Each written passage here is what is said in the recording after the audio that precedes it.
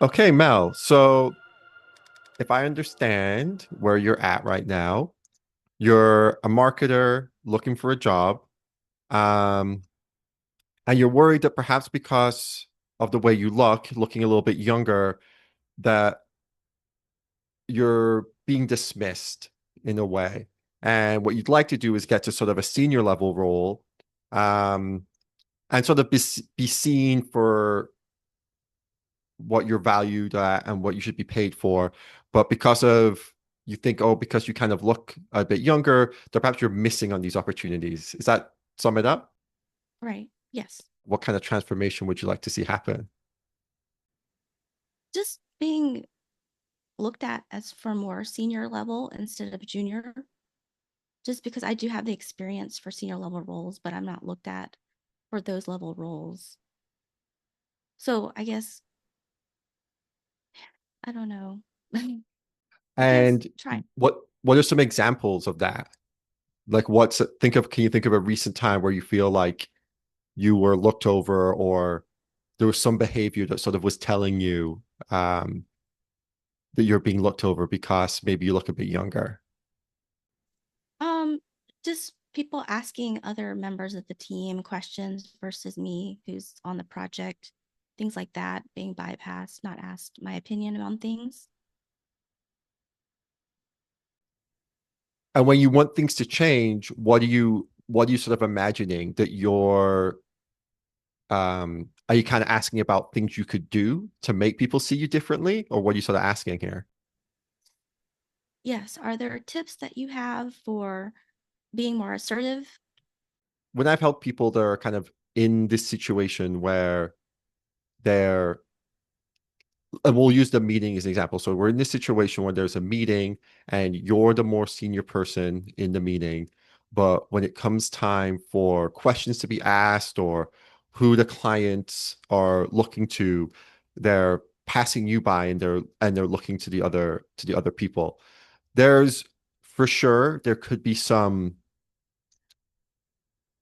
um there could be some bias happening there in what they're in when they're looking around for who's the authority in this situation, who should I be directing my questions to, they're they might be falling back on stereotypes. And so I think that's what you're sort of alluding to. So perhaps they're looking at the older male colleagues and they're saying, oh, I'm going to direct my questions to this person.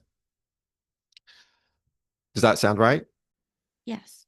So, and I've helped people with this. So what I would say is I, I can give you an example of how I learned this lesson for myself. So I was working, um, I'd just been hired as a supervisor for this department manager hired me as a supervisor in his team to overlook some stuff. And it was my first day. And he was showing me around. And at some point we ran into the boss of the whole place. And he's like, he goes, hey Tony, this is Joe. And right away, Tony stopped him and was like, that's not how you make introductions. And so my guy was like, okay, yeah, you're right. And it's already happened before. And he said, Tony, this is my new supervisor, Joe. Joe, this is Tony. He's the guy who's in charge of everything here. He's the person I report to. And so, and I took that lesson right away in that moment where it's just like you could there sometimes you can have like a casualness to how you're doing things at work and it leaves information out and it kind of creates a bit of a vacuum. And so people in your position who I've helped before, so what I've suggested to them to do is when they start the meeting is and this is like a lesson in leadership. If you want things to be defined and if you want to like people to look at you a certain way, you need to tell them that's what you want. And you can do this. It's not very hard, but basically when you start the meeting, you will just say, hey, I'm Mel. I'm the senior on this meeting. This is what my responsibilities are. This is Joe. He's working with me today. He's learning the role a bit, so he's kind of shadowing me. If you have any questions during the meeting, I'm happy to answer them. If it's an area of expertise that's better suited for Joe, we'll chat with Joe and see if he can help out.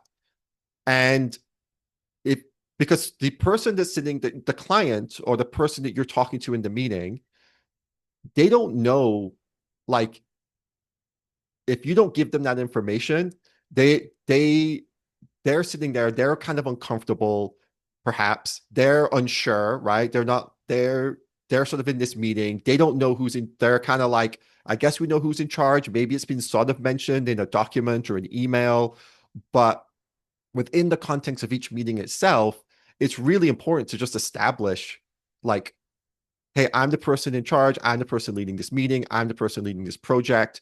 If you have any questions, speak to me. Because what's happening is when you don't do that, you're allowing the other person to fill in the blanks. And unfortunately, sometimes they fill in the blanks uh they're going to fill in the blanks with whatever patterns they're used to seeing. And unfortunately, sometimes those patterns are, oh, I think the older guy is the one in charge. That's the pattern that they're familiar with. And unless you're going to step in and say different, that's the pattern that they're going to fall to.